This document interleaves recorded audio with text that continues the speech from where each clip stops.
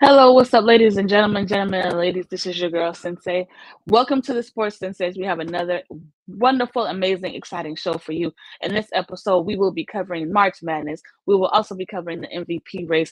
And Kyrie's back full time for the Nets, talking home and away games. So we're going to talk about what that means for them, as well as the surging Celtics. Should we be on the lookout for them? Are they the team to beat? Are they coming out of the East? We have so much stuff to talk about, so many things to get into. I cannot wait to get into it with you guys, as well as myself and my co-host right now. So I'm gonna go ahead and bring one of my co-hosts in, and we're waiting on our other co-host, our other sis, to pop up right now. We got my good sis Jay Nicole. Jay, how are you doing today? Hey. How are you, sis? I'm doing good. Just covered the Sweet 16 and the Elite 8 this weekend. So very excited. I got my home. I'm trying to show it real quick. I got my Final Four. Ooh, look at the gear. 2018. It was here in San Antonio. And so I volunteered for the game, worked the game. It was really, really cool. So that year, 2018, Villanova won. And so now they're in the Final Four. They might be coming back for another title. I guess we'll see. You may be their good luck charm, but yes, I mean, while we're on the whole idea of March Madness, and while we have you here, you did get, like you said, you did get the opportunity to cover the Sweet 16 and the Elite 8. So congrats to you, first of all. So to you, that's definitely huge. That's major. What was that experience like, and like what did you take from it as a sports writer, sports analyst, like just kind of being in that moment and in that area and just feeling all those feelings? Yeah, no, it was very exciting this time around to, like I said, cover it as a media member when a couple years back, 2018, I was just a volunteer and I got to work it. So just being there and the excitement, their crowd, like seeing it in a different light was really, really cool. Of course, I was pulling for Houston, right? I mean, if you live in Texas, you got to pull for the team that's in Texas, right? And so I loved how they just kind of basically, I mean, if you want to say, manhandled Arizona, who was the number 1 seed. So that really got me hype and really got me going.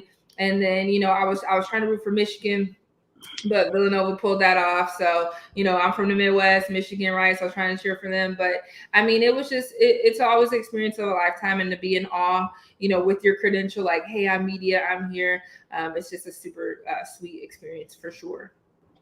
Dope. Well, definitely, like I said, super salute, super congrats. Like I said, we're already on the subject of March Madness because that is our first topic for the day. It's March Madness.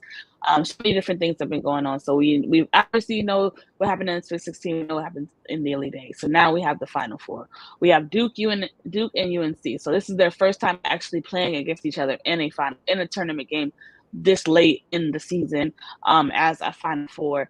And then we all know this is Coach K's last coaching season. So there's so many implications, so many things that are riding on this game for both sides, just, historic wise, and also, like I said, for, Coach K's final stand.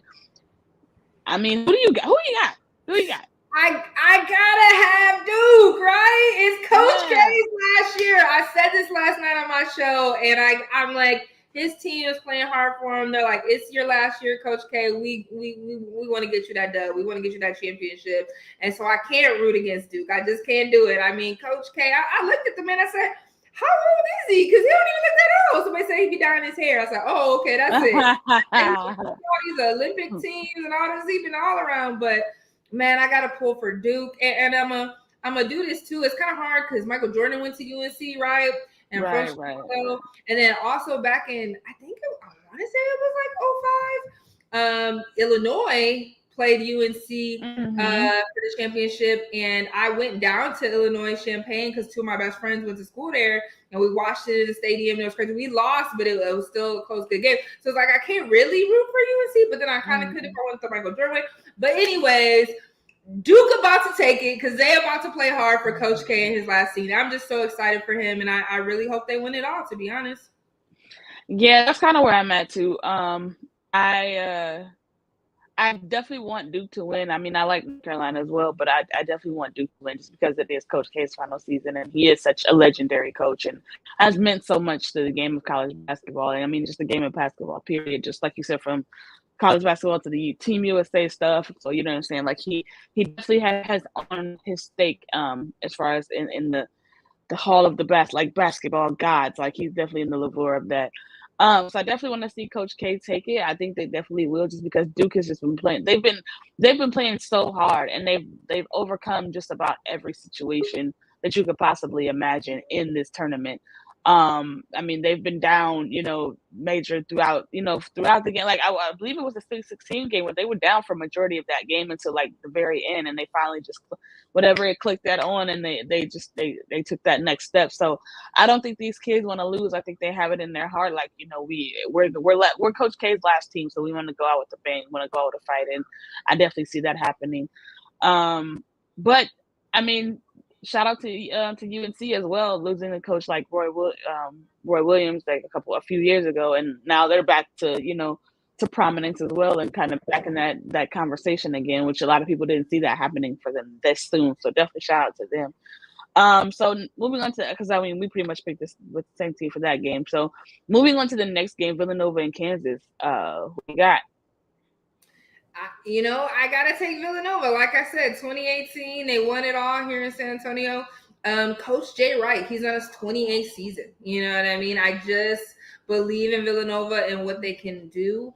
The game against Houston, that was hard to watch because I just feel like Houston's shots wouldn't fall for them, but they came back. But ultimately, you kind of knew in your heart Villanova was going to win that game. So even though Kansas is ranked number 1, I am sorry. I'm going with Villanova all the way. Coach Jay Wright, I just love what he's done with the program and what they did. And like I said, 2018, they were here in San Antonio and they won it all. So I would love to see a great battle between two great coaches, Jay Wright and Coach K. And I think it will be an epic battle. And overall, I think Duke will walk away with the win. Yeah, I think so. I think so too. Speaking of coaches that look young, Jay Wright don't look like he over 25. I don't know. I don't know if in that Villanova water, but he looking good looking for. I feel like he get younger and younger every year. So look, they said black don't crack, but I'm like, what y'all been doing? Oh yeah, what y'all I'm like, is he Italian? I think he's like Italian or something. So maybe Italian don't crack either. I don't know. Who knows?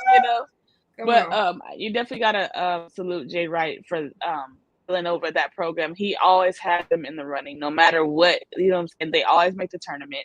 At least, like that's the bare minimum, is that they at least make the tournament. And if not, they're right there in the Elite Eight, 16, Final Four, like somewhere in that area. So you definitely have to start mentioning Jay Wright with the Coach K's and the Roy Williams and the Bill Self from at Kansas, and things of that nature, because he always has his kids right there when it comes time to play. But I think Villanova's going to take it too. I think that they're ready. I think they're bound for another championship game. Like I said, Jay Wright has them playing the right basketball at the right time. Everything seems to be kind of clicking also for them, and they all seem to be on the same page there. So I definitely think now Kansas is a really good team, though. Don't get me wrong. So I mean, I won't be surprised if Kansas pulls it out, because they are a very good team. But I do believe I do believe that Villanova will go ahead and take that win. Now, flipping from the men's side over to the women's side really quick. So we have the Final Four set for them as well. So the first game is Louisville and South Carolina. Now, I'm gonna just say this. I love Dawn Staley. I've always loved Dawn Staley as a player. I've always loved her attitude. I've always loved her persona, her personality. The swagger. I've always loved that. But I love her even more as a coach. Like, Dawn Staley is the kind of coach that I want to play for. Like, listening to Dawn Staley talk about her kids, or even when they have the mic inside the huddle and talking to them, I'd be ready to suit up. And I want to suit up. I want to go run through a wall for Dawn Staley, because Dawn Staley is she's just that kind of coach. Like, she's a player's coach, but she lets you know how it is at the same time too. She's not going to sugarcoat anything. She's going to get on you when she feels like she needs to get on you, but at the same time, she's going to have your back. But I mean, ever since she's taken over South Carolina, like, she's taken that program from, like, who thought about South Carolina in the top women's basketball programs before Dawn Staley got there? Nobody. And she's taken that team, that program, that city from kind of the lower level to like now they're competing every year. Now they're in the Elite Eights and the Final Fours and possibly going to the championship, and they're cranking out national players of the year, and they're doing like what I'm saying. And she's one of the highest paid coaches as well in college basketball, but especially for women and making like millions and millions of dollars. She's just broken down so many barriers and so many walls. So I can't vote against that. I don't care whatever team they're going against. I'm gonna root for South Carolina just for the strength of Dawn Staley. But against this Louisville team, Louisville is a great team, and they have really great players, and they're very well coached, and they're tough, they're gritty. So it ain't gonna be an easy bout for South Carolina, definitely not at all. Haley, I think her last name is Rath, if I'm not mistaken, for Louisville. She's tough. She's tough. Like, she is a hooper's hooper. Like, if you are somebody who just enjoys watching somebody just get after it and hoop, she's definitely a player that you need to keep your eye on. So she's definitely gonna, like I said, Louisville's gonna definitely make it a tough out for South Carolina. But I got it just for Dawn Staley alone. I got to root for South Carolina. But how about you, Jay? Yeah, I mean, I'm just right here with you, right? Last year they were here in San Antonio, and the Final Four was here, and they were so close. Mm-hmm. They lost by a bucket. So like, they literally had a chance to win it. I think the shot, and it rimmed out. Yeah, it rimmed out. Yep. I was like, yeah, and the girl was just devastated. And our team, yes. I can't. Do you remember what the player's name was? Aaliyah Boston. Yep, that was Aaliyah Boston. Right, Aaliyah Boston. That's what I thought. Yeah, man, that hurt my heart. Like, they were right there. That hurt my heart so bad, and I just wanted for them so bad. Sensei, I really do. Like you said, I love Dawn Staley as a player, but as a coach, even better. Because who was thinking about South Carolina? South Carolina, who? The Gamecocks? Like, was anybody? Yeah. I actually know somebody who actually went there and was the mascot. Which is really cool. But it was like, right, you're not really hearing her, but yeah, like you said, she make you want to suit up. She make you. I can't go. I just wanted seeing them lose last year. My heart hurt just so bad for them, and I just wanted for them. I wanted for them so bad. I'm just like, man, and hats off to Louisville. Like you said, it's going to be a gritty game for sure. 3 of the 4 teams that are in the Final Four were here last year. Okay. Mm-hmm. So Louisville is the new team, this year to kind of step into it. And I'm just going to say, I mean, they're clearly ranked number 1. So we don't sleep on them or whatever. But I guess we're going to see, are they really ready for the moment? I know they banged Michigan in the Elite 8. I mean, they beat them by 12. So again, I think it's going to be a good game, but I just feel like South Carolina wants it more. They came so close last year, like you said, rimmed out. I just think they're like, we here to redeem ourselves, and we coming forward. Sorry, Louisville, we about to take it. Yeah, that's exactly how I feel. It. Shout out to Aaliyah Boston for not letting that moment destroy her, and it actually has seemed to make her better.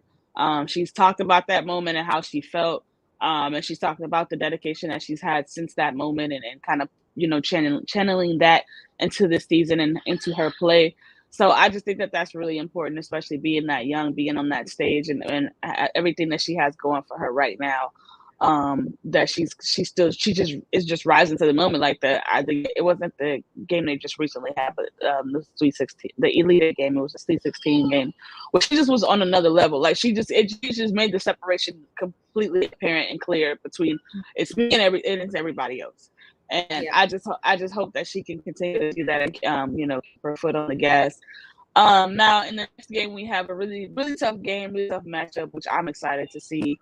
Woo! UConn and Stanford. Now UConn just won a double overtime game to advance to the Final Four. Stanford won their game pretty convincingly, but this is going to be a really tough out. This is going to be a really tough out between 2 teams because UConn is UConn. Let's just call it what I mean. UConn is just always going to be UConn, right? And they have all Americans. They have Paige Bueckers. She missed a good portion of the season, but she's come back in the latter half and has been playing incredible basketball. We also have Ozzie Fudd. I think Ozzie Fudd or Fuds. I think it's her last name. I'm not sure if I'm saying that right. They have her as well. They got a couple different All-Americans because I mean, like I said, UConn is UConn. We expect this. We expect this from UConn. And then Stanford away, and they're the defending champs.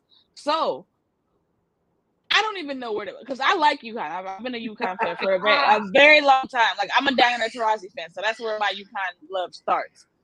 But this is like really a pick 'em, because I really don't know. Like, both teams are extremely tough, and they're extremely competitive, and they're like so evenly stacked, so evenly matched. Like, I don't know, sis. What you got? I don't know. I really don't. Like, I'm torn. I really don't know.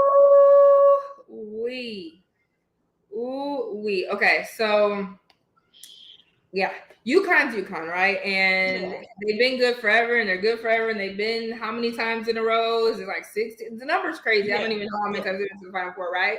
But just like South Carolina, they got that bittersweet taste in their mouth from last year, right? Where it was, we were this close, we're the team that's always on top. This is what we do. We always make it. We always win. And so I feel like there's a little extra fire, you know what I mean? In their tank, they're like, we coming for you, Stanford. Now you sit here, and Stanford's like, look right now, we the returning champions, right? Mm-hmm. You coming to us, like, what you want, like what you want to do, like we just won this last year, right? We did our thing, we beat Arizona, like what you want, like we the number one seed, you number two for a reason, we number one for a reason. So again, another gritty game, and it's going to be good. I would love to see UConn pull it off, just because look, I'm the person who don't like not that Stanford's not a Cinderella story, so I'm not saying that, but I am the person who loves to see consistently good teams get to the top, because the program, that means like they've instilled the program, their team, you know what I'm saying? Like, they just put it in work. That's how I felt about, sorry, Bengals going to the Super Bowl. You know what I'm saying? Like, y'all this might be a one-hit wonder type of thing. So I like to see teams that consistently are good get to it, because I know they put in that work in their grind. They get the team together, the coach, you know what I'm saying? So I love to see them get to the top. Not that I want to see the same team win every year, but just, you know what I mean? Like, it's a formula to it all, right? For sure. The right team, and like all of it's a formula. And I just love to see teams who really put that together and work really hard, get to it. But I know everybody loves the Cinderella story. But again, none of these teams, we're looking at number one and number two, right? Looking at it, Stanford, number one South Carolina, and number one Louisville. So these are the best of the best. But I would like to see UConn upset Stanford, and just take that away from them. Hey, you guys won last year. That's cool. That's cute. But we got a little extra fire in our tank, because we lost it last year. And then I want to see South Carolina and UConn, and I want South Carolina to take it. Sorry, UConn, you good on every year, but we coming for it now. And that would be a championship game for the ages. A UConn South Carolina championship game would be like on par with we'd have to obviously see how it would play out. But it would be on par with like the UConn Tennessee days from like back in the day when they were in the championship. Like, it would be along those lines, because like you said, the Final Four for the women's game, like it's the top teams. There's no, like you said, there's not really no Cinderella story. Like, there's no underdog. It's like these have been the top 4 teams all year. So it's like now they're meeting for the biggest moment, and we get to really see who best of the best is. But I would love, as a fan, to see a UConn and South Carolina championship game. I feel like, as the fans, we deserve that, because that's mano a mano. That's you got the top dog, who's always kind of been at the helm in Gino Auriemma, and then you got the young one coming up as Dawn Staley, and kind of stamping her foot in the road, and kind of claiming her stake and claiming her ownness on the women's game. So I would love to see that as a matchup between the two teams. That would be incredible. And say, now that you said it, I'm putting it in the universe that happens. Like, we need to. Woo! Let's go. We need to see it happen, because I just feel like that would be such. It would be such a crazy game. Like, we would get to see Paige against Aaliyah at Boston. We would get to see, like, there's just so many different matchups that would make that game great. So definitely rooting for that to happen. So we're going to transition from the NCAA really quick to the NBA. So right now, the discussion is, who is the MVP this year? Because the thing of it is, it's like, a lot of the times, like most years throughout the NBA, like it's pretty much a foregone conclusion throughout the season. Like, okay, that guy's the MVP. Like, it's that guy. That's you can consider a few other people, but we all know that particular guy is going to win the MVP. But this year, it kind of seems like it's more of a toss up. Like there's more people that you can put in, but that you can put out. It's just kind of been up and down and flipped all upside down on its head. So I got two candidates of people that I think should be the top two candidates for MVP, and I want to know which one do you think is more deserving out of the two. So we got Nikola Jokic and we got Joel Embiid. Who's your MVP out of those two? I mean, Joel Embiid, and we've talked about this before. No human ingenuity will continue to make various. Whoa. Did you hear that? No? Did you? No. Yeah, I did. Yeah, I heard it. That's okay. What is that? Sorry. Joel Embiid has been playing lights out, but so is Jokic, right? I think I would love to see Joel get it, with the addition. Because here's the thing, right? With all the drama and the hoopla, with the whole Ben Simmons thing, right? He shut out all that noise and came to play the game of basketball, which he loves so dearly. And so I feel like for him to put the team on his back with all of the hoopla, because we know when your team is surrounded by all that hoopla, it could just kind of weigh everything down and 76ers too, because we're focused on all that hoopla. But he took the team on his shoulders, said, I'm about to do this. I'm about to play lights out and do it. And so for that, I mean, I know people are like, oh, you can't really count that, but it's like, I mean, he's still playing lights out regardless, right? So, but that added pressure because of that, right? Who were the 76ers? Doc Rivers said this, Jim Benson, you know what I'm saying? It just, I feel like that added a little extra, not a little, a lot of oomph on him. And that he came to play. Now, if I really sit here, I know we only between two. I really want to see DeMar DeRozan get it. I'm just going to put that out there. Like, I know we only talk about two, but I just think he left the Spurs, came to the Bulls, lights out, too many buzzer beaters. Like, I just really want to see DeMar win it, to be honest, out of the two anyways. But, I mean, I guess I just think Jokic is great. He is a great player. Let me see. Right now, let's see, NBA standings. I mean, the Nuggets are like right where they probably were last year. You know, it's like, I don't know if I can be like, oh, he's really doing something so great, so different. I mean, I guess I would have to really look at his averages and stuff. I feel like he's just them, right? Because they're sixth. They're sixth in the West, right? Am I? Yeah. Nuggets. Yeah, they sixth. Like, I'm like, okay, let me see where the 76ers are second. You know what I'm saying? And I know the Wild Wild West and the Easy East, as I even called it a couple shows ago. But I'm sorry, like, your team. So MVP, right? You the team, right? The MVP of the NBA or however you look at, your team is sixth, bro. Your percentage is 0.592. Y'all 5-5 in last 10. I mean, you know what I'm saying? Like, they're sitting here at 46-28, and they're second. I just Jokic is doing what Jokic does and what he did last year. I guess, you know what I'm saying? Like, he's playing lights out, but I just feel like it's just, I don't know. I'm not gonna say average because people are gonna get on me, but it's just he just doing what Jokic do. I don't know. I hear that, but here's why I disagree. Okay. It's because Jokic is doing this without their main like all-star. Like, he's doing this without like they've had a lot of injuries throughout Denver as to why, like, you know, I mean, he's doing what he always does, which is what you're supposed to do. If you're a great player, that's just, you know, what's expected of you. But Jokic is at a disadvantage for the simple fact that he has players that are physically unable to play. And so it's like, I got to put the team on my back for the simple fact that they are not able to physically get on the court. Now, in Philly, it's a little bit different. Like, you know, with Joel Embiid and Ben Simmons, it's like Ben Simmons didn't want, like, I mean, granted, I mean, it's still the help is not available either way, but it's still the simple fact that Jokic has been able to keep his team afloat in the top, in the haunted West, as crazy and as especially the top 5 teams in the West, like all those top 5 teams in the West, either one of those two can win a championship. Either one of them could. It's just they got to go through each other to get to it. But for Jokic to be able to keep them at least like top 6, like You gotta consider. I mean, you gotta consider that. You gotta consider wait, that. hold on. So, because let's see. So, to me, when you're elite as the LeBron James who carried a very sorry Cleveland Cavaliers and was in like the top spot. So, I guess for me, I need you to be a little bit higher than 6 when you have no help. Can you at least be in the top 3? Can you be number 3 with no help? Because LeBron had a lot of times where he had no help, and he was like 1, 2, maybe. You know what I'm saying? Like I guess I need you to be higher than 6, and I know it is the Wild Wild West, and we saw what they ended up doing in the playoffs. Not quite, but I just think he needs to be higher than 6, like at least 3. And then I get it. He needs help. He putting a team on his shoulders. He don't got no help. He's got injuries.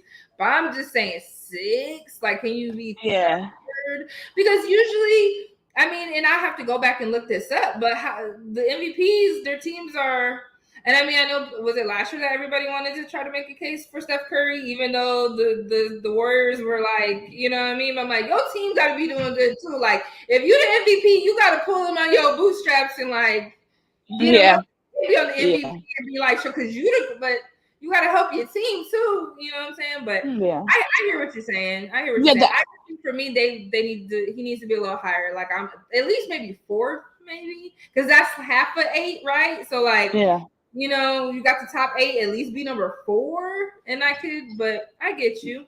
Yeah, no, I hear that as well, because I mean, I definitely think that, you know, being an MVP, like you have to have your team at a certain high position and plateau and things of that nature. But I just think we have to consider that who Jokic is going against every night, and like in his division, like not, you know what I'm saying, like I'm not even talking about just throughout the entire NBA, just in his own division. Like you got to think about that. Like Joel Embiid has, granted, like there's stiff competition in this as well.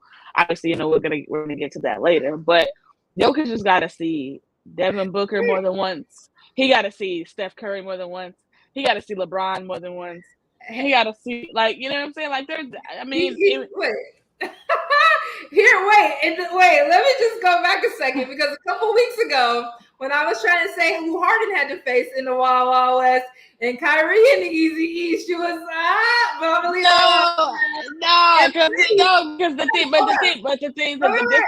the difference between those two things, the difference between those two things is this: Jokic has shown up in the big moments. We cannot say that. We can't say the same thing for Harden.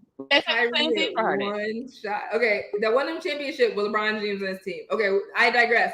Hold on, and I gotta call out Freddie right now, because he's over here. Get her, Alana Trap. Get her. First of all, Freddie. First of all, Sensei is not about to come for me the way she came for you when you were spitting all that blasphemy about LeBron James, and you supposed to be a LeBron James lover now. He silently, quietly murked you. So don't be trying to tell her to get on me. Me and Sensei had our thing a couple weeks ago. Ain't nothing ever gonna compare to what she had about LeBron James. So Freddie, please sit and quietly, please. Get out the chat. And I did, and Freddie, I did mean that. Don't talk about I didn't mean that. I meant every single word that I said, sir. So don't do that. Don't do that. Come on, Freddie. Don't do that. Don't do that. But no, I'm just, like I said, right now I have Jokic as my MVP. This boy, Freddie, go to work. Go find something to do. But no, right now, I mean, but at the same time, I wouldn't be mad if somebody chose Joel Embiid for their MVP either, or if he ended up winning. I don't think he will, just because I think the narrative has been on Jokic from the beginning, and you know, a lot of times, unfortunately, the MVP is very narrative based. So I think that's kind of what it's gonna end up turning into. But we'll move on from that right now, and we will go ahead and shift to. Hey, we gotta bring Ruth the truth in. Yeah, I just saw that. Let me see. Give me a second.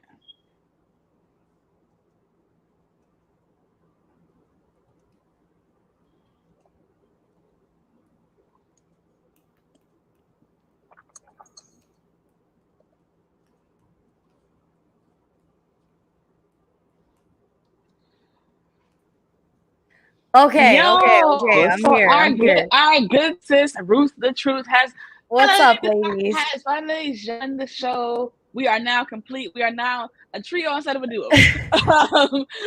What's up, my senseis? I apologize. Shout out to my sister for letting me come to her house since my Wi-Fi didn't want to work. Shout out to the family for always supporting. And shout out to my two co-hosts holding it down while I've been out, man. But it's been great to hear the conversation. I've been having the show going on my phone the whole time, keeping up with you ladies. So proud of the Sports Senseis, what we got going on with the ASAP Network. Hope everybody enjoyed our new intro video that we spit out in the beginning of the show. We will be showing you at the very end of the show as well. Very proud of it. We're tweaking a couple things to make it perfect, to bring the perfection. But just so happy to be here. And what's up, ladies? Yes, what's up? So happy you're able to join us. We're just in here discussing basketball per usual. We talked about March Madness a little bit. We still got to talk about some NBA stuff. But so we'll actually start you off on the last topic that we were on before we were going to move on, and then we'll move on after that just to get your opinion. So I was asking Jay what she thought about the MVP race, because I have two particular people in mind that I think are the top two in the running for the MVP race this year. And so I'm basically asking, who do you got and why? So I got Joel Embiid, and Nicole Jokic. Who do you think is more deserving of the MVP out of those two, and why? All right. So out of those two gentlemen, obviously two of the most elite big men that we've seen in the NBA in quite some time. The numbers that these gentlemen are putting on in and with, like, every single night, they're just putting up boards, they're putting up points, they're creating plays. It's crazy how we see Jokic do all these crazy behind the look passes as a big man, and he's doing all these crazy moves, spinning at the foul line, getting to the basket, going underneath. It's completely insane what we could see this guy do. But I gotta give it to Joel Embiid. The way so far, because we're approaching the end of the season. I'm gonna give it to Joel Embiid. The controversy that this big man had to go through with all the hubbub with Ben Simmons, all that drama that could have completely deteriorated the locker room. He just owned it. Joel Embiid to the max. Like he put the team on his shoulders. He's able to carry the weight. I think Doc Rivers, the head coach for the 76ers, gives all the flowers to Joel Embiid and what he's been able to accomplish and the consistency that we've been seeing out on the floor as well.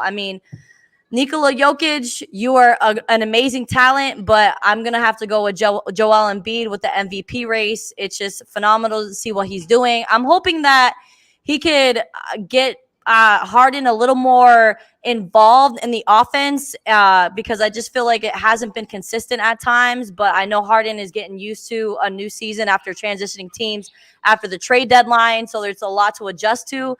But I guess we will see how things really play off, because at the end of the day, you can have a great regular season record. You could be scoring 29 points a game, but it all comes down to what you accomplish in the playoffs and how you're able to hold things down. So we shall see, because, we have playoffs coming up in the next, 10 days?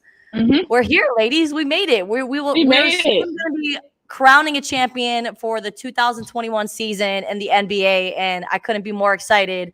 But yeah, NBA is getting juicy right now. And I just had to ask you, Sensei, are the Lakers done after this Pelican loss? Is LeBron is he putting up the white towel now? Because I know that they were trying to slide into that 9th seed with the Pelicans the other night, and it didn't work out. They lost I'm pretty sure they were down by a lot in the beginning of the game, or it might have been vice versa. But Sensei, are the Lakers done? And what do you see them doing in the offseason to make the adjustments? Because, we're talking about LeBron James going into his 18th season, something like that. It's almost to 20 at this point. So are they going to be making some trades in the offseason? Are they going to get rid of Anthony Davis? What do they need to accomplish so LeBron has a legitimate chance to be in championship conversation moving forward? Because, the time is ticking. I don't think he's going to play longer than Tom Brady, so he's going to have to make something happen now. So, Sensei, how are you feeling about your Los Angeles Lakers right now? Wow. I was not expecting to be heartbroken that fast in the show, guys. I know, I just got on. I apologize. Definitely was not in my agenda. No, I'm kidding. I think they are done. I want them to be done. I I don't want to see I don't want to see this team in the playoffs. I don't. And I know everybody's like, well, you can never discount LeBron. Listen, I get, if anybody understands, it's me. And you know that there's been talks of, oh, they're still a threat in the playoffs. No, they're not. Like they're doing this because it's a narrative. It's the Lakers, so that there's always going to be a narrative with the Lakers, and it's also LeBron. So there's always going to be some kind of narrative that's attached to both of those teams, especially that being that they are merged together now. But no, they're done. It's over with. Like they cannot compete with the top teams in the West. And that's just what it is. Like they're not a top 8 team in the West, unfortunately. Like with Russ, with the AD injury, like there's just been so many things that have gone wrong for the Lakers so far this season. Like it's too late for them to recover and to, like the time to get the ball rolling would have been like right after the All-Star break. Now if right after the All-Star break they would have went on a run and they would have won like, you know, X amount of games in a row, then yeah, I would have been right on here. Like, you know, no, we're not done. We're, you know what I'm saying, we're fighting for it. I know we're fighting for a spot, but you know what I'm saying, we still got a chance. No. Like they literally went 0-10 after the All-Star break. You can't compete like that. Like it's just not what it. And as great as LeBron is an older guy. He can't put the team on his back anymore. And this ain't Cleveland days. Like he can't put the team on his back and say, "Come with me, we going to the final." That ain't how it works anymore. You know what I'm saying? With Tom Brady, unfortunately, the advantage that he had is Tom Brady had a squad. He went to a squad. Like Tom Brady didn't go to the Dolphins. You know what I'm saying? Like he didn't go to the Cleveland Browns. He didn't go to like, you know, like a team that didn't have anything to offer him. LeBron is in a situation right now, unfortunately, outside of AD. Because Russ ain't Russ no more. Russ is a shell of himself now. So we can't even say, well, he has Russ. He don't have the version of Russ that he was expecting to get. We don't have MVP Russ. We don't have averaging triple-double Russ. We have, I'm going to give you the best that I got, and my athleticism has taken a hit, and I already can't shoot, and I'm already not great off the ball. We got that Russ. So that, I can't hear you, Ruth. I can't hear you. Sis, I can't hear you. How did you get that Russ? Because, I mean, when I first saw the breaking news, Russell Westbrook going to the Lakers, I said, oh, this isn't fair now. Like this. Yeah. And then they went and got Carmelo Anthony. I'm like, okay, well, you know, he's kind of coming to the end of his career. I know that he wants to win the championship before he retires, but that wasn't really big news. But the Russell Westbrook trade to the Lakers was just like, okay, this is legit. This is real. This is something that we got to take serious. And I know LeBron was really looking forward to playing with triple-double Russ. And I want to know what happened. Is it something maybe going on in his personal life? Like it doesn't really seem like he has it in his heart anymore. Like maybe his mind is somewhere else. And let me tell you, if you can't get your mind right, you can't expect your physicality just to overpower your mental. Like that's not how it works. So I really want to know psychologically, like what went wrong with Russell Westbrook. Now, was it the limelight of playing in LA? Was it the constant criticism? Was it the constant eyes on you? But like, I mean, Russell Westbrook is a superstar. Like you're used to that. So I want to know what went wrong in LA for Russ. I have the perfect answer for that. Oh, tell it to me. There's a term that I always use, and I always normally use this in reference to Kawhi, but I'm going to use it in reference to Russ because I think it fits. There's a difference between being the hunter and being the hunted. And what I mean by that is when you are the hunter, nobody sees you coming because you're supposed to stay low key. You're supposed to, there's no expectation for you because it's like you get to kind of just sit in the back. You get to see your prey and plot what you're going to do. And then you go attack. But when you're the hunted and everybody sees you coming, it's a totally different expectation. The key word in that is expectation. Russ, prior to getting to the Lakers, there was no championship expectation. It was we expect Russ to be triple double Russ and you know what I'm saying, all of these things in those other situations because those other teams they didn't have championship aspirations. Let's keep it solid. Once OKC loses Kevin Durant, they're not going to the finals. As great as Russ is, he's not taking you to the finals. You got to the finals because you had Russ and Kevin Durant. You had a James Harden that was coming up. And you had a young Serge Ibaka, and you had a young Steven Adams. You had a nucleus. Once KD leaves, and then Serge leaves, and then James leaves, and then there's no expectation for that. It's just to see even have the success of getting to the playoffs. It's like, man, like you won, like I think against you, and you didn't have, you know what I'm saying, you didn't have the security blanket. Then he leaves OKC and he goes to Houston. That's James Harden's team. He don't gotta be the guy James Harden does, because he's that's the man. That's the $1 man. That's the one that's making all the decisions. That's the one that said, hey, cut this person, bring in this person. So again, the expectation is less because you're playing behind. Then you go to Washington Wizards. That's Bradley Bill's team. They play Bradley Bill all this money. Like, he was supposed to be the main guy. You're supposed to be a contribution. Plus, they're the Washington Wizards. What did we really expect out of the Wizards? We didn't expect the Wizards to go to the finals. We didn't expect, like, the fact that they were just even in the play-in. It was like, oh man, like, you know, look at Russ, like he was able to take them from this to that. But then you take that and you go to the Los Angeles Lakers, where there's 17 banners in the rafters. There's 17 banners in the rafters. There's a plethora of Hall of Famers, retired jerseys in the rafters. This is the home of the home that Kobe Bryant built, where Shaq played, where they went back to back to back, where LeBron, you know what I'm saying? Granted, they won the championship in the bubble. They still won the championship. A championship is a championship. I don't care what nobody says. They won a championship. You have, you know, somebody like LeBron. You have an AD. So now you're not looked at as an addition. You're looked at as a main piece of the puzzle.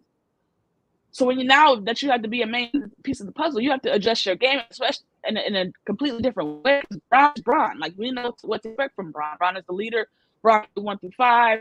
Bron's going to give you 27, 7, and 7. That's his stat line for his whole career. We know what to expect from AD. AD is going to give you at least a good 24, 25 points somewhere in there, double-digit rebounds, you know, some blocks and assists here and there. Like, we know what to expect. But now you have to implement a guy who hasn't had to really work himself in. He's just allowed to be him. So now you're asking a guy who's been him for so long to dumb that down. You asking Westbrook to dumb that down. That's why we have the rest that we have. So we have the rest that we have is because one, he doesn't know any other way to play than what he's play like before with the other teams. So do you think Frank Vogel, the head coach for the Los Angeles Lakers, should have stepped in and maybe had Russ coming off the bench, having him play with the second squad, have him be that sixth man?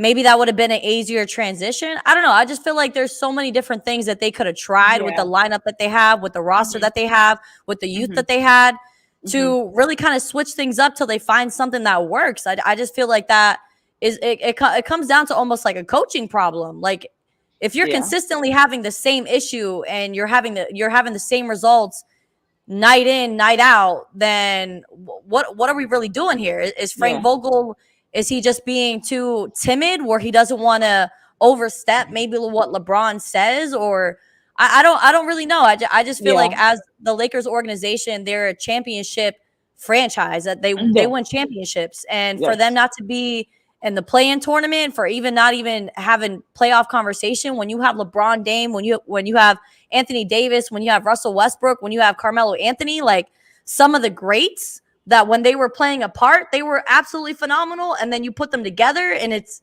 not shaken out. Like it's very confusing coming from a coaching standpoint, like where their head at, why Frank Vogel hasn't tried multiple things. I mean, when LeBron's out, it's just like the team has no hope. They don't play defense. They don't get back on the ball. There's no full court press. There's no pressure at all for the matchup. So what do the Lakers do now in this offseason, Jay? Like, are they getting rid of Anthony Davis? Is LeBron saying peace out and going to Cleveland? What's going to happen? What's going to happen in the offseason for the Lakers? So real quick, right, Russ hasn't been Russ since he left OKC, period. All the teams he went to. He cannot play well with another superstar. I just think that's what it is. Frank Vogel did have, like, in the big minutes when it was a close game, he took Russ out because he said, you were not our best choice to win. So we did see him make that decision. And Russ was a little salty about that, right? Because he's Russell Westbrook, right? But it's like, bro, you're not the best choice. You're not doing it. I think we say bye to Russell Westbrook. We definitely say bye to him. Anthony Davis, you always hurt, bro. You always Anthony Street Clothes Davis. You hurt every year. He don't take care of his body in the offseason. You really don't. You need to be on the LeBron James, Tom Brady workout plan. You really Seriously. do. It ain't about all the muscles. You see Tom Brady's documentary, that dude, he got his sensei dude that come in and do all, like LeBron, you see LeBron's workouts. Like, you have to take care of your body in the offseason. You are always hurt. I'm ready to say goodbye to Anthony Davis. As far as I'm concerned, and people can put an asterisk next to it. Okay, the 2020 championship, look, we got it. It was 10 years after Kobe got them a championship. I'll take it. I don't care about the asterisks. I'll take it. A championship is a championship. If the Lakers don't get another one with LeBron and LeBron retires here, like, hey, he got you one. You brought him here to get you one. He got you one. But I think we say bye to Russell Westbrook, and I think we say bye to Anthony Davis. You're always hurt. You're a liability at this point. If you could be in tip-top shape every time, because really LeBron was supposed to be passing the torch to you and saying, this is your team, young buck, right? Here, I'm gonna be here to assist and do whatever, but I'm getting old. Me and LeBron the same age. We're about 6 months apart, okay? Like, look, you know.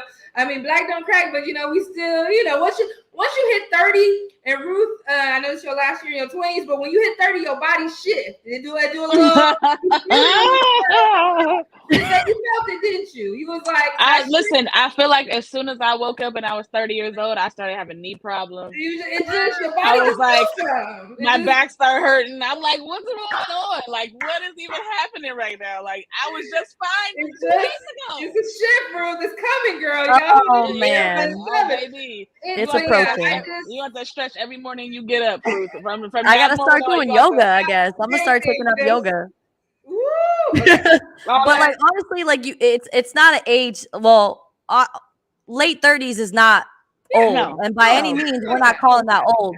But in basketball terms, that's ancient.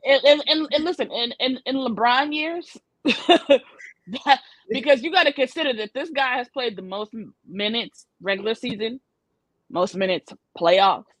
He's been asked to do way more than any superstar ever in the NBA. So, I mean, like you said, he's got maybe one or two good, good years, like that he can be at least in that considering elite level before it's like, all right, it's going. Yeah, like I think he can be good and at least, like I said, elite enough to be accounted for until about 40, and then it's gonna start being different because another superstar who can be consistent and be healthy and whatever, because he's here to facilitate the ball and do everything that LeBron did. He wants a young player who he can pass the torch to and say, hey, you lead the team on the court with the points, and I might lead it in the locker room and give you the raw and whatever, and I'll be there to do what LeBron James does. But he just needs, and Anthony Davis, unfortunately, just wasn't it. He got you saw what he is. I mean, he's a beast when he's okay, but he's always hurt. So I don't know what they'll do. I hate to see the Lakers not make the playoffs. I still want them to squeeze in. There's about 8 games left, Ruth. I just checked. There's about 8 games left. April 10th is the last regular season. So I'm like, if y'all could just squeeze in there, they gonna play the Pelicans, gonna do that, whatever. I just my team. I go down with the ship. They definitely ain't competing with no higher teams, but the season that the Lakers didn't make it, when LeBron had left and he got injured, they were in 4th place. That's when they had Ball. Kuzma, yep. He left it in 4th place, but then he got injured. He was out. He came back. He can redo it with the young core that he had. So, but yeah, definitely get rid of Russell Westbrook and definitely get rid of Anthony Davis. So does Russell Westbrook, does he retire at this point? I mean, you went from OKC, you go to Houston, you go play with the Wizards, you go to the Lakers. That's a shit show. I mean, at this point, what are you worth at this point? Because I know that Anthony Davis being as hurt as much as he is, like his capital has decreased. They need to trade him now while he still seems valuable, because one more injury and ain't nobody gonna want to touch him. Ain't nobody gonna want to give up draft picks or one of their superstars to obtain Anthony Davis if he's constantly in street clothes. So does Westbrook? I think we're obviously already there with AD as far as it goes with AD. I don't think people want to touch him now. Even with the just not having the one more injury, because let's just face it, like he's just as great as he is, he's injury prone. He's caught nail. I'm sorry, it just is what it is. Like, I hate to say it because, like I said, he has so much potential and he's to be so great, but his body just cannot. He can't. I don't know if it's coordination. I don't know if it's the way he takes care of his body. I don't know what it is, but he cannot keep himself upright.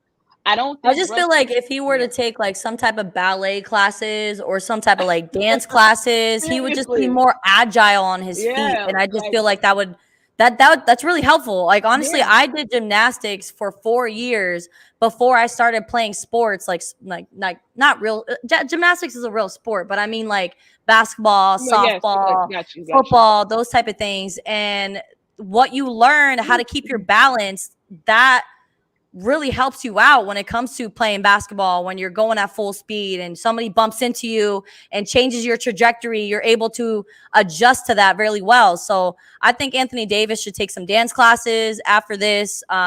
You know, not to sound weird or anything, but I really think that would help him and his ability to move around underneath the basket when you're going against these big men that are just as tall as you, but they weigh 50 pounds more than you because you lanky. Like you get pushed around pretty easily. So I just feel like that could be very helpful for him going into the future. But I mean, what's his contract look in LA? Like, is he there for more time? I think so. I'm not sure the exact like inner workings of it, but I do think he has at least a year or two left on his contract. So Anthony Davis is unmovable pretty much as far as with the Lakers. Now Russ, obviously that's a totally different scenario. They have to get rid of Russ. They can't keep Russ mentally can't take being in LA for another year. AD's been with the Lakers what, 3 years now? Is it 3 years? Yeah, I think so. Yeah, when he got traded from the Pelicans. But I think then they I think it was 5 years. Didn't they redo it? Like he signed for like 2 years and then they redid his contract and he got like an didn't he get an extension if I'm not mistaken?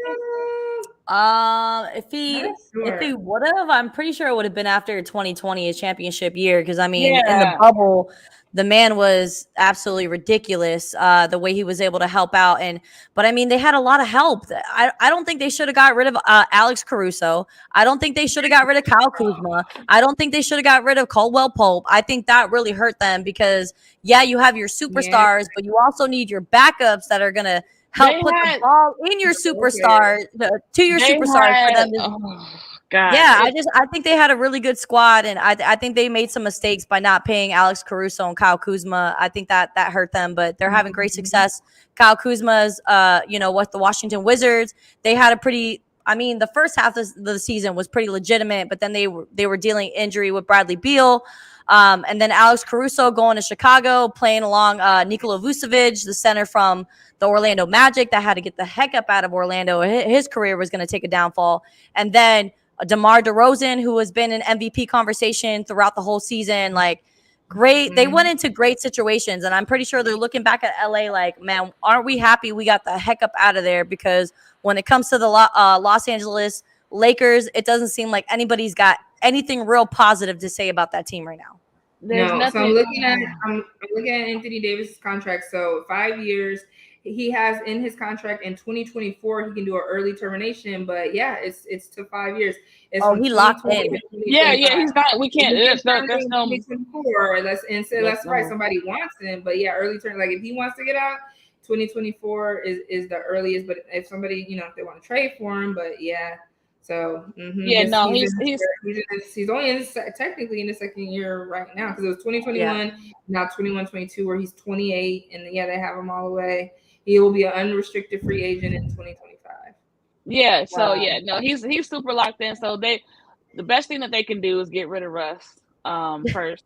Let's just start there. Russ, you gotta go. Sorry, buddy. Go. We tried. We tried, and it's sometimes, it's just like any relationship. Sometimes you got to admit your mistakes. Sometimes it just don't work, and it just didn't work, and that's fine. I don't think Russ retires. I think there's a team out there that's still willing to give him money because at the end of the day, love him or hate him, no matter the trajectory of his game, Russ puts bodies in seats because Russ is still must see TV. I could see him going to Chicago and being reunited with Billy Donovan because because Billy Donovan loves Russ. That's that no matter what, he didn't give a damn what Russ did. No matter what Russ was, he was always on Russ's side. So I could see that as well. I just need the Lakers to make sure that we nicely pack his things. We're gonna put it in a nice little U-Haul. You know what I'm saying?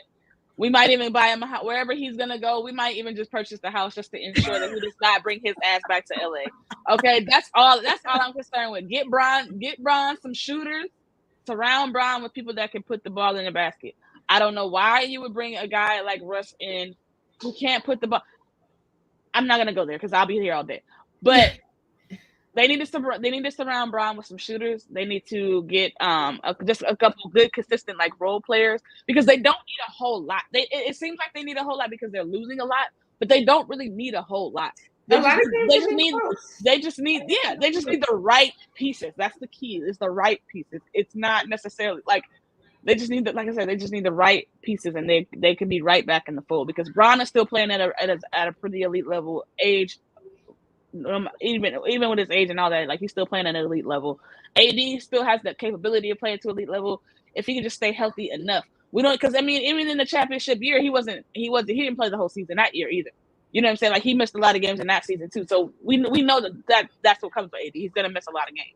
So if he can just stay healthy enough and consistent enough, and they can get the right pieces in play, they're right back. They're right back in the fold. Like they're right there. It's just like they just have one really big glaring weakness that has leaked into other areas, and so it just looks like this big mess. But it's really simple. It's a real quick fix. Real quick. Who we said Anthony Davis needs the dancing lessons? Is that what we said? Yeah. Rudy gonna go show me a taki. Why are we bringing this up right now? No, I mean, I would love to give Anthony Davis 30 minutes, or was I would love to give Anthony Davis some lessons. I swear, if you ladies ever pop up that video of my taki dance on our show, I will disown both of you and not speak to y'all for a whole day, a whole 24 hours. I will not speak to y'all. When did you say your birthday was again, Ruth? When's your birthday? I don't know. April 18th. Oh, pa. No, I didn't even know. Thank God my birthday's on a Monday and not a Tuesday, so y'all can't fool me. Thank you. God knew what he was doing. And she'll be in Vegas, so we might not even be able to get a hold of Ruth. Honestly and truly, like we might have to do a show with just me and you and a picture of Ruth because Ruth might not be upright. Oh yeah, okay. So change of plans. I'm going to Vegas this weekend. One of my best friends is getting married and she's eloping. So she wants me to come and be her witness. I'm not going to drop her name because nobody got to know that she get married. So I'm not going to go to Vegas for my birthday. I've decided just to hang out in Orlando with the fams. I got my brother coming down from Atlanta to kick it with me. And yeah, we're just going to kick it at the house, probably have like a barbecue or something because I'm trying to make it back to Las Vegas at the end of April because they have the NFL draft going on in April, just 10 days after my birthday. The NFL draft is going to be popping off. I've already put an application in to the NFL communications department. So if you guys want to get back to me, let your girl know if she's in or out. That would be awesome. Regardless of if I get media status or not, they even have tickets for sale for the NFL draft. So that's something I would be interested to do.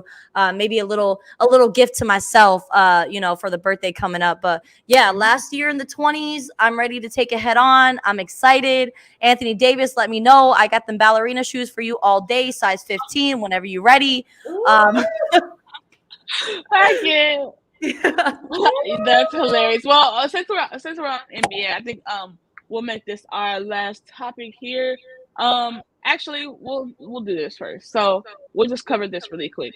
So we all know that Kyrie is officially back for the entirety, basically. Like he can do home games, he can do away games. I know Kyrie is Jay's favorite person in the entire world. So I'm gonna go ahead. I'm gonna go ahead and start with her because she loves Kyrie so much. So Jay, what do you think about Kyrie? First off, I don't understand how the mayor of New York City was able to get Kyrie to come back and allow him after this because he's a Knicks fan. So I mean, why are you letting Kyrie come back? I mean, I thought you want to see the Brooklyn Nets be hurt. So I'm a little confused, but the laws are the laws. It is what it is. Kyrie loves you, Jay. I'm telling you, he loves you so much. So much. You guys are like best friends. You're like his favorite person. So let him know how you feel, girl. Yes. Tell him you love him. I dislike Kyrie Irving so much that I don't even try to pay attention to anything anybody says about him. I did hear that they let him come back, and I'm like, really? Okay, I guess. I mean, eventually, like they don't. I mean, I feel like it was inevitable, right? Like we're gonna let the superstar come back and be able to play home games. It was just kind of like, when do we let that do it, right? Conveniently, it's very close to playoff time, right? Oh, you know what? Let's go. There's about 10 games. 15 games left in the season. Come on in. You can play at home games now. So conveniently, he's back. But yeah, I mean, you know how I feel about the Brooklyn Nets. I want to see them do horrible and be bad. And so I want Kyrie to go somewhere and go on a meditation retreat and get his whole life together. That's why I want to see Kyrie. Kyrie, can you retire yet? I mean, I just Mr. Flat Earth and his rants and getting in fights with all teammates, and I'm never gonna have respect for him because of how he did LeBron when he teamed up with Kevin Durant. Oh, I finally know I have a player who I could pass it to. Like, dude, go somewhere, bro. Like, you good, but you stop. You ain't, man. He's doing too much. He really does, and I just have no respect for him. I really don't. But conveniently, he comes back close to playoff time. You know, I'm looking right now. Nets are number 8. So it's like, hey, if they're playing Cleveland in the play-in tournament. Yeah. Right, if they can jump up to 7, look, I'm looking right now. They could. Cavaliers will have to kind of lose some games, but they could jump up to 7. There's, like I said, there's about 8 games left in the season. They could. They're about 3.5 games back from Cleveland. So, or just 3 games behind Cleveland. So they could pop up and get that 7th spot. But I think it's, again, very convenient. And if they get that 7th spot, I mean, are we saying that the Brooklyn Nets are going to knock out a powerhouse like the Miami Heat right now? Like, that's sitting pretty at number 1? Because it's possible, because at the end of the day, say what you will about Mr. Flat Earth, he's still who he is. Like, let's not ever get it confused. Let's not ever get it conflicted. Like, I don't agree with a lot of the things that he says or his attitude or his approach to a lot of different things. But that doesn't win games. Personalities don't win games. So that doesn't matter to me. What matters to me is the product that is on the basketball court, what I can see with my own eyes. If they are able to get that 7th seed, I could definitely see them at least making it interesting. I don't know if they fully beat a top powerhouse, but they could definitely make it interesting.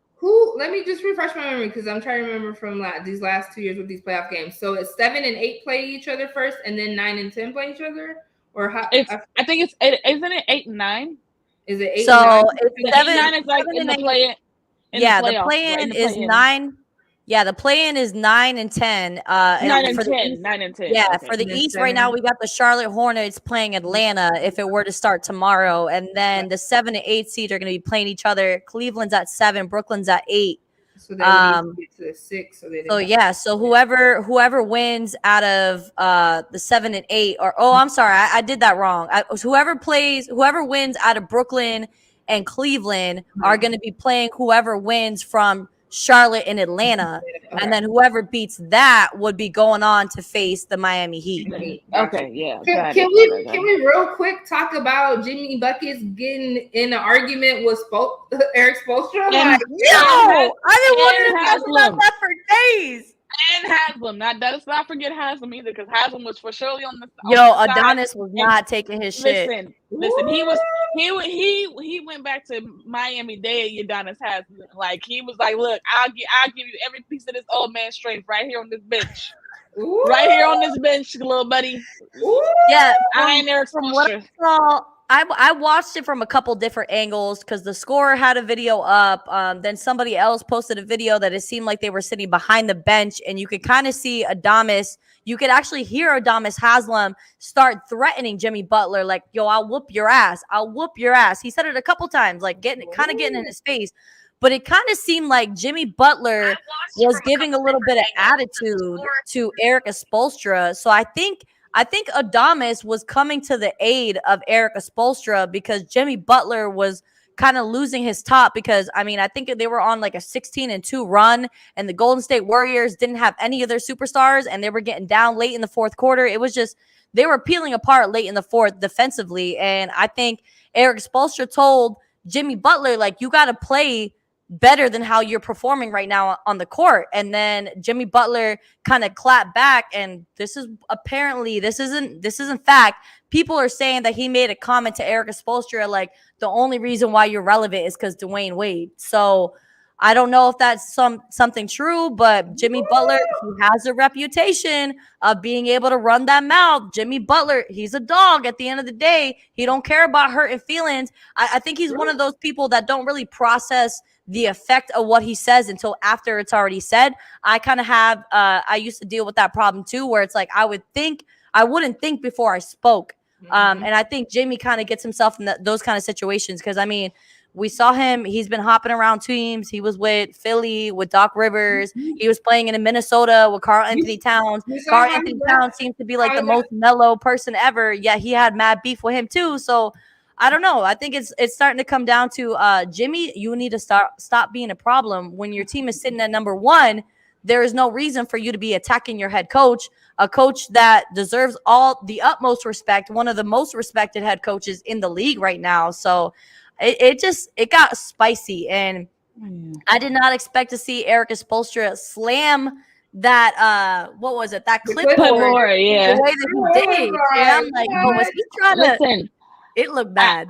I want for us to stop calling Jimmy Butler a dog. That man is a tame pup, and here's why. Wow, Sensei! Did she say tame pup? I did, and I'm gonna call it how I see it every time, and this is how I see it. Jimmy Butler is the kind of guy that, as long as you're holding him back, he's tough. He's rah-rah. He's in your face. He's I'll do this, I'll do that. But then you let him go, and then it's I'm gonna walk to the bench. I'm gonna go to the locker room. Meet me in the back. Do it. Like, no. Keep that same energy that you had when they was holding you back, and it's the same thing when he was going at Eric Spoelstra. He was Mr. Tough Guy. He was Mr. Rah-Rah. He did not have the same energy for Udonis Haslem. He did not have the same energy.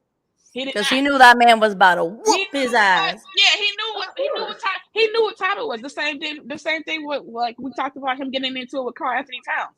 Karl Anthony Towns ain't gonna hurt a fly. He's the most peaceful, calm, reserved dude. Like, he ain't. That's not him. That's not him. This all I can say is Jimmy Bucket started on the Bulls, and if you hear his story and how he grew up and everything like that, so for him to become the star that he was going to go to, all I know is when he was on the Timberwolves, though, he had the B squad or the whatever team, and he beat Anthony Towns and that's what the whole thing. Like, he was better than that. I think he is definitely. I'm not gonna put him at the elite superstar, but he's enough to really look at the Miami Heat. Do we think the Miami Heat they were in the NBA Finals 2 seasons? Like, I mean, all I can say is I respect Jimmy Bucket's game, and he started with the Bulls. I'm from Chicago, so I really got a chance to watch him. But don't disrespect your coach. We all have harsh feelings, things get said or whatever. I think him coming at Eric Spoelstra like that is crazy. Eric Spoelstra was picked by Pat Riley, the man Pat Riley. It just shouldn't escalate to that level. But yeah, when you about look, I'm a back down and I know I'm about to get beat up. Like, you down and like I got the coach, but you down, like, hold on, like that's what I'm saying. Though, because I ain't trying to go against big man. That's a little bit too much. Look, he tried to get somebody handle my lightweight, just too much. Yeah, he wasn't trying to do all that, but. Either way, hopefully they can compose themselves, keep themselves at number one, because I really do like the Miami Heat and what they have, but you just hate like when it gets that kind of heated in your own team, you going at your coach, and who's the player that choked Latrell Sprewell, right? Choked his coach, right? Mm-hmm. When he got we never want them type of problems. Like simmer down, but yeah, that's the whole scenario was just crazy. Yeah, I agree as well. Like that. And one of my friends is really close with Victor Oladipo, and I saw that Victor Oladipo was like kind of in the center of all the madness. So I was hitting them up like, "Yo, talk to Vic. I want to know what happened. Give me the inside scoop." And she was like, "He said that he don't want to talk about it." I'm like, "Of course he don't want to talk about it." But from what I've read up on, they've definitely been having some underlying issues that are off the court that they've been dealing with. But when you're bringing a big personality like Jimmy Butler, you got to be ready to take on that kind of drama, I guess you could say.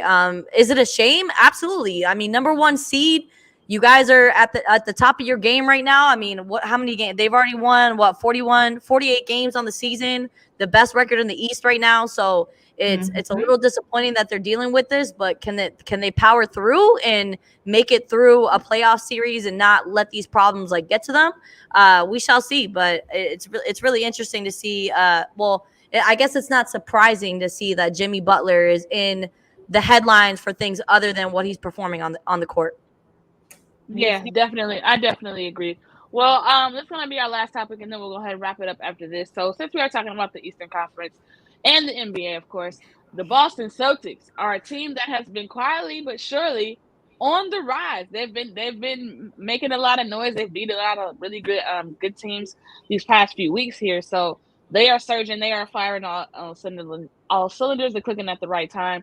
So, what do we think that their chances are in the playoffs this year? Because, like I said, Jason Tatum is kind of coming into his own man and really being the leader of that team that we all knew he could be. He's definitely stepping up to the plate. So, what are your thoughts? What's up, Ruth? What you got for me? So I just feel bad that I found out the center Robert Williams he suffered a meniscus tear, and he's going to be out for the next couple weeks. I think that's a huge blow when it comes to the Boston Celtics because they were really strong at that center position because of Robert Williams, and their backup is not really that dependable. Am I surprised that the Celtics are soaring at this time? I mean, Jason Tatum is just an elite player. First ballot Hall of Famer, like he's the cream of the crop. So to see them to finally get some consistency going offensively is amazing. I think they're 25 and 4 after the All-Star break. So they've definitely been clicking at the right time. They did have a rough first half of the season, but it's great to see them in that 4th seed right now. And I could possibly see them going to an Eastern Conference Finals. I don't think that would be too surprising of a scenario. But I just want to see Jason Tatum win a championship before he retires because that young buck is something serious. He's elite. He's electric. He sets up his own plays. You could have him running the point. Like he's just all around a great player, an all-star, and I want to see the Celtics go far. Facts. I definitely agree. What about you, Jay? What do you think? Yeah, I love Jason Tatum, what he's doing. I think the addition of Derek White from the San Antonio Spurs was very good to add to their key player. I was really shocked that the Spurs let him go, but I understand they were like, we got to make a deal, we got to switch it up or something like that. So, we've seen what Jason Tatum can do. As you've watched him throughout his career with the Boston Celtics, just really be able to turn it on and do what they need to. But yeah, I'm excited for this team, and I'm excited to see what they ultimately can do, and definitely give the teams in the East, a run for their money. Like I look back at the Bucks, and I'm like, okay, and I look at the Bucks, I look at the 76ers, I'm like, You know what I mean? Like I could, like we said, I can get with that. I could see them kind of coming to them. It's playoff season. Anything can happen, right? But yeah, I like the Celtics. I like the team. I really like the addition of Derek White and what they've done after the All-Star break. So, and they play the Miami Heat tomorrow. So I think that's a great matchup. That's a great way to measure where they're really at. Playing the number 1 seed in the East right now. So definitely be looking out. They have a 7:30 Eastern time tip off tomorrow against the Miami Heat. Nice. Yeah. Absolutely, I definitely agree with you, ladies. It's definitely good to see the Celtics back kind of on top and to the level that they've been at before.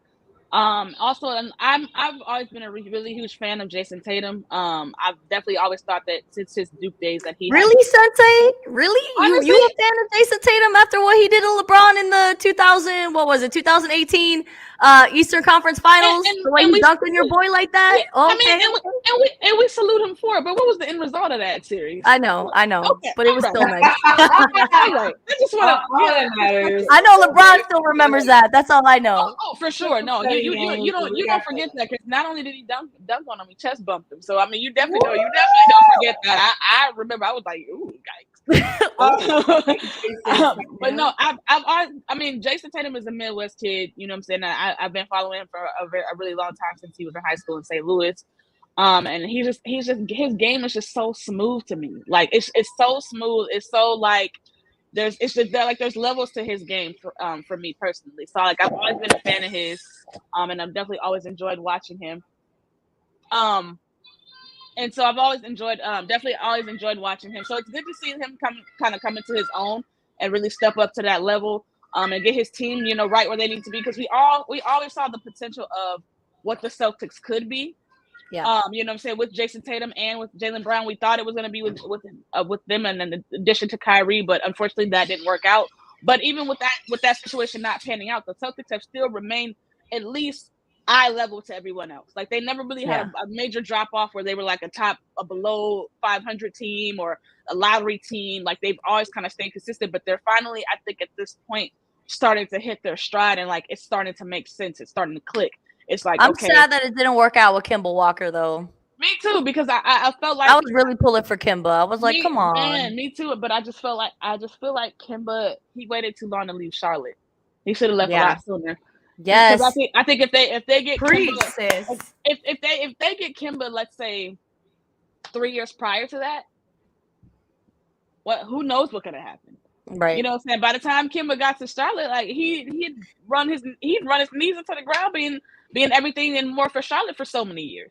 So there was nothing you know what I'm saying, at that point there was nothing he could really do. But I like I said, I'm really happy for Jason Tatum, and he's definitely he's part of that Kobe lineage, like that got that tutoring and that one-on-one, studying, and like that just that one-on-one knowledge. And it's good because I remember he got a lot of flack for that, because like everybody's like, oh, he's gonna start trying to play like Kobe, he's gonna take 20 shots, he's gonna So it's good to see him make good on that promise and kind of just show people like, look, like Kobe did teach me some really great things, and like this is the fruition of those teachings, basically.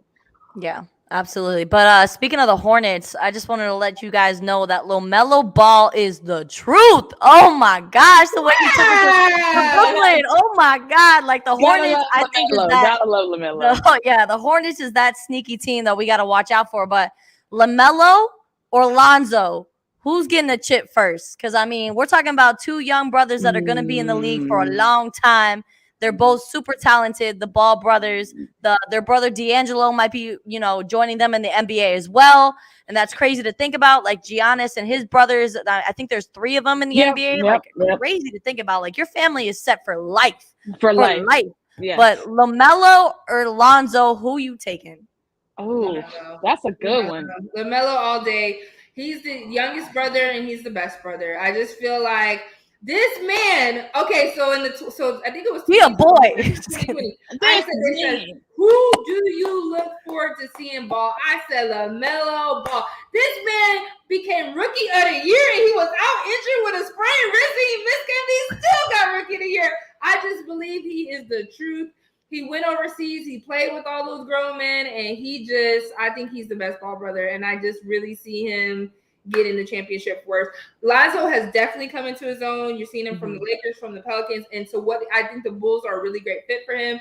Yeah. I just read some stats like without the Bulls without Ball, Lonzo, and Caruso, they were like something like, I don't know, 20. I'm gonna say 25 and 17 or something really weird with like that. But with them, they were like 20 and 7 or something like that. So I just think, I'm really happy with Lonzo at the Bulls, and I think they'll do good. I think overall Bulls have like a better team, but still the Hornets are really close. But I think LaMelo is definitely gonna get that first championship. I think he's the best. He's the most talented out of all 3 brothers. So I just love me some LaMelo Ball. I watched the Facebook series. I just love the Ball brothers. And LaMelo, he's grown up. I got the middle Jello. I thought he was the finest, but then he went and got all these tattoos and stuff. And I'm like, bro, you're doing too much. But he's still fine. He's still fine. He's still fine. But I'm like, wait, which one? The middle brother. He was the finest. Oh, D'Angelo. His name is Lee Angelo. Lee Angelo. I thought it was D'Angelo. Lee Angelo. Yeah. I don't know. They ain't my cup of tea, but I love watching them play ball. That's for sure. Sorry, that was funny. Go ahead. Wait, before we get off, I actually don't like that flavor. But anyway, moving on. Hold on, wait. Before we get off, I mean, I know the month of love has passed us, but did we already say this with our basketball crushes? Who? NBA crushes. This is good. We can end the show with this one. This is good. Yeah, we can end the show with this. Okay, so Ruth. Ruth. Yeah, we need to find out what your flavor is. What you like to put in your coffee? Honestly, like I can't even really think of anybody right now at the moment. I kind of like the vanilla. I'm a little vanilla when it comes to my taste. I always thought Daniel Tice, the power forward from Boston Celtics, I always thought he was really good looking. I used to love watching him play. But I mean, when it comes to like loving a player for their playing style and their like, that bully mentality, like Bradley Beal has always been like my like, hey, like I love the way he plays. I love his attitude. He always seems like a really like a sweet, down to earth guy. So if I had to choose, I want to kick it with Bradley Beal. Ruth, respectfully, that was the most politically correct answer I think I've ever heard in my entire life.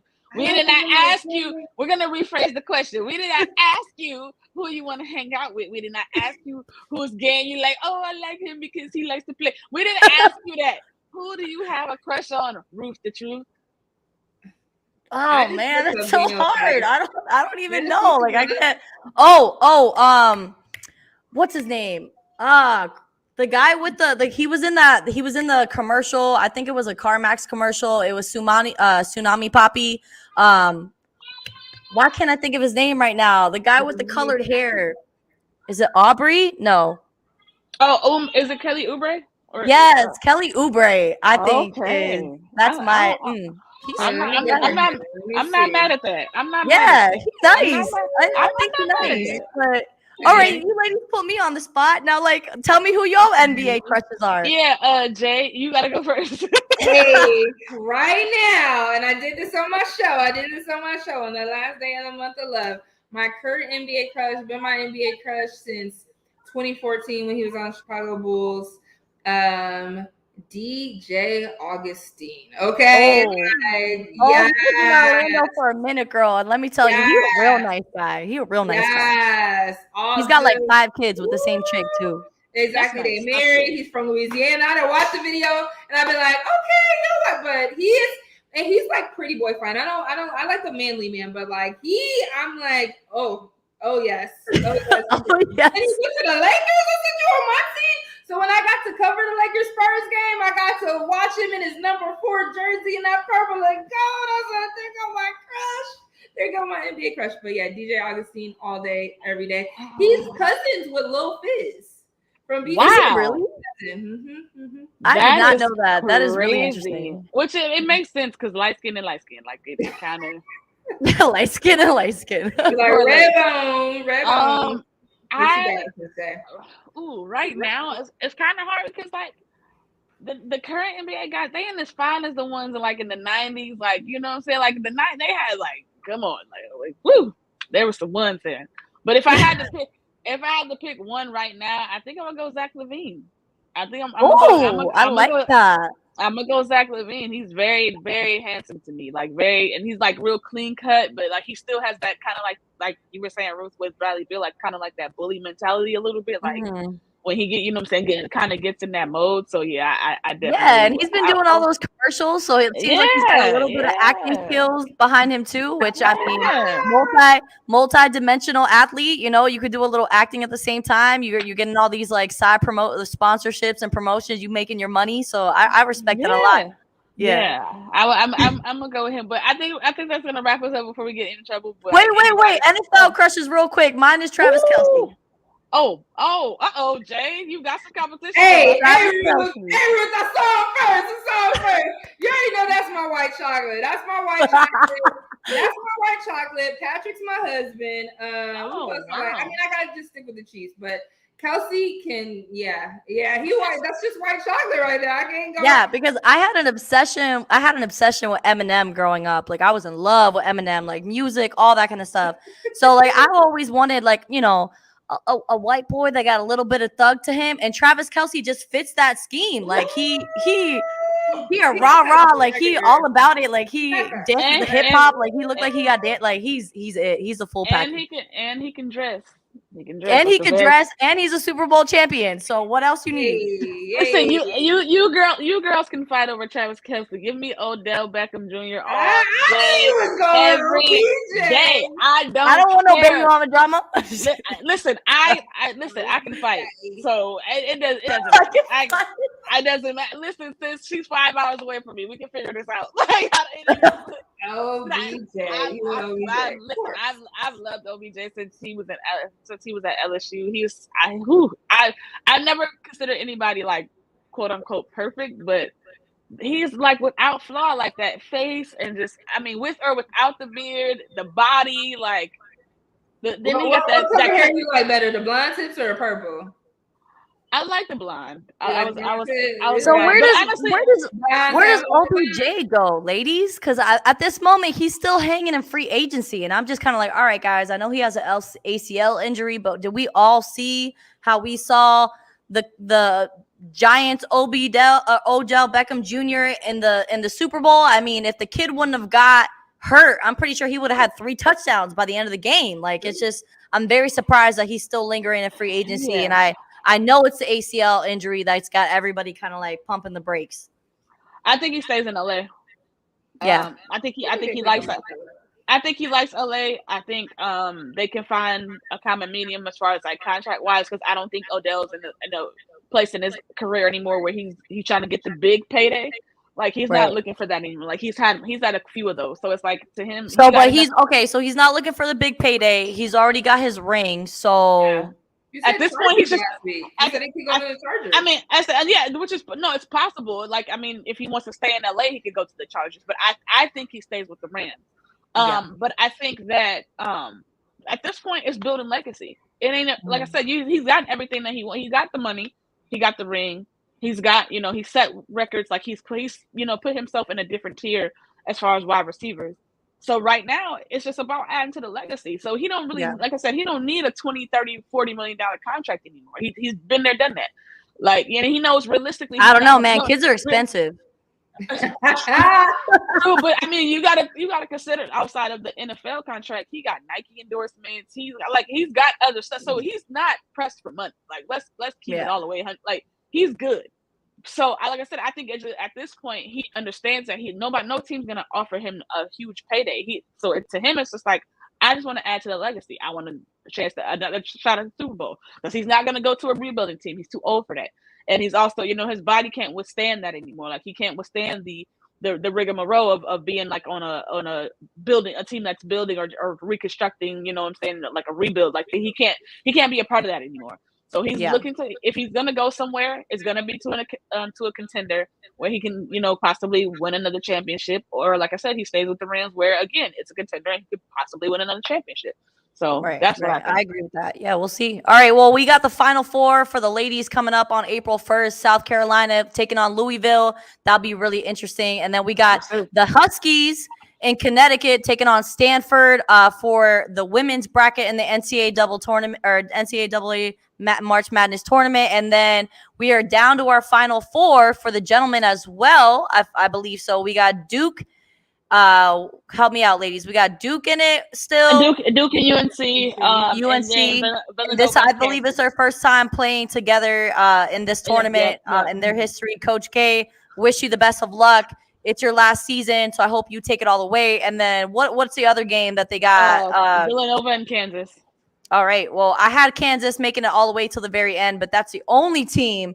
The rest of my bracket started peeling apart very, very early in the tournament. So shout out to Kansas for holding it in there. There you go. Yes. Great episode, ladies. I appreciate you guys holding it down. And just everybody plug in their social medias real quick before we say goodbye to our audience. Jay, we'll start with you. At Janae Nicole J. Facebook, Twitter, and IG. And what about you, Sensei? I am Sensei33 on Instagram as well as on Twitter, and my regular name on Facebook, which is just Alana Trap. So you can find me everywhere.